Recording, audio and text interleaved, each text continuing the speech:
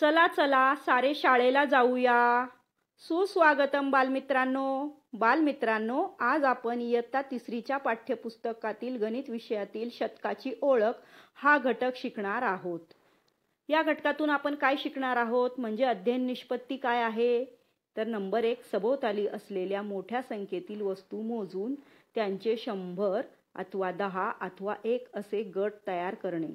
शतक, दशक आणि एकक संकल्पनेचे आकलन होणे। 100 म्हणजेच शतक संख्येची ओळख होणे। हा टोनी आहे। टोनी समोर गोळ्यांची एक प्लेट आलेली आहे आणि टोनी सांगतोय की या प्लेटमध्ये 100 गोळ्या आहेत, मी त्या मोजल्या आहेत। आता टोनी समोरच्या प्लेटमधील गोळ्या आपण फळ्यावर काढूया।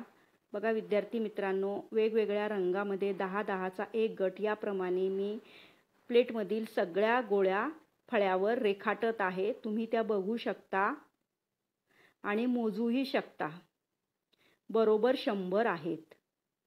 ही रेखा ही पण आनंदाने उड्या मारत आहे, कारण ती बोलते की मी पण त्या मोजल्या आहेत, बरोबर 100 गोळ्या आहेत।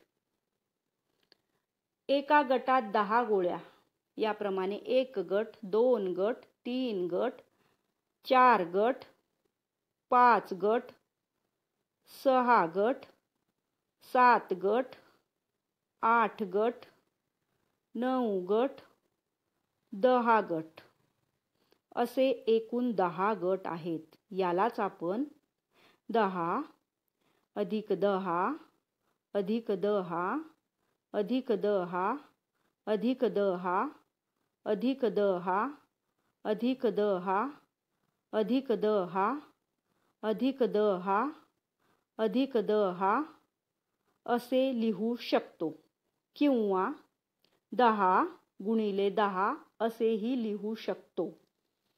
म्हणजेच काय बालमित्रांनो, तर 10 अधिक 10 अधिक 10 अधिक 10 अधिक 10 अधिक 10 अधिक 10 अधिक 10 अधिक 10 अधिक 10 बरोबर 100। हेच आपण 10 गुणिले 10 बरोबर 100 असे दर्शविले तरीही चालते। बघा विद्यार्थी मित्रांनो, काड्यांच्या गठ्ठ्यांचा हा गट, एका गटात 10 काड्या असे 10 गट बरोबर शतकाचा काड्यांचा गठ्ठा, म्हणजे 10 दशक बरोबर 1 शतक। आता बघा विद्यार्थी मित्रांनो, हे रोहित अंकल सांगत आहेत की मी 1 शेकडा म्हणजेच 100 संत्री आणली। 1 शेकडा बरोबर 100। हा छोटा खेळाडू सांगतोय की मी 1 शतक धावा काढल्यात। 1 शतक बरोबर 100। आता हा बघू, चित्रातील खेळाडू हा सुद्धा इशाऱ्याने सांगतोय की मी देखील 1 शतक धावा काढल्या आहेत। 1 शतक म्हणजेच 100।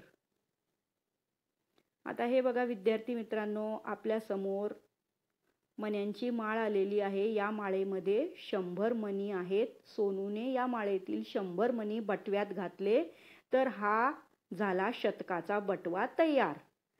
आता बघा विद्यार्थी मित्रांनो, 20-20च्या नोटा आपणासमोर मी फळ्यावर काढून घेत आहेत। 20-20च्या 5 नोटा तुम्हाला दिसतायत। 20 रुपयाच्या 5 नोटा म्हणजेच 100 रुपये म्हणजेच शतक रुपये। आता बघा विद्यार्थी मित्रांनो, 10-10चा बांगड्यांचा गट, एका गटात 10 बांगड्या अशा एकूण 100 बांगड्या आहेत, मी त्या मोजल्या आहेत। त्या 10 दशक आहेत। 10 दशक बरोबर 1 शतक। पूर्ण शतक 9 मणी आणि 1 मणी मिळून 10 मणी, 10 वस्तूचा समूह म्हणजेच दशक। आता असे इथे 9 दशक आहेत। 9 सुट्टे मणी आहेत आणि 1 सुट्टा मणी जो की आयताच्या बाहेर लाल रंगाने दाखवलेला आहे। याला आपण गणितात असं मांडू शकतो, दशक एकक 9 दशक 9 एकक अधिक 1 बरोबर 100।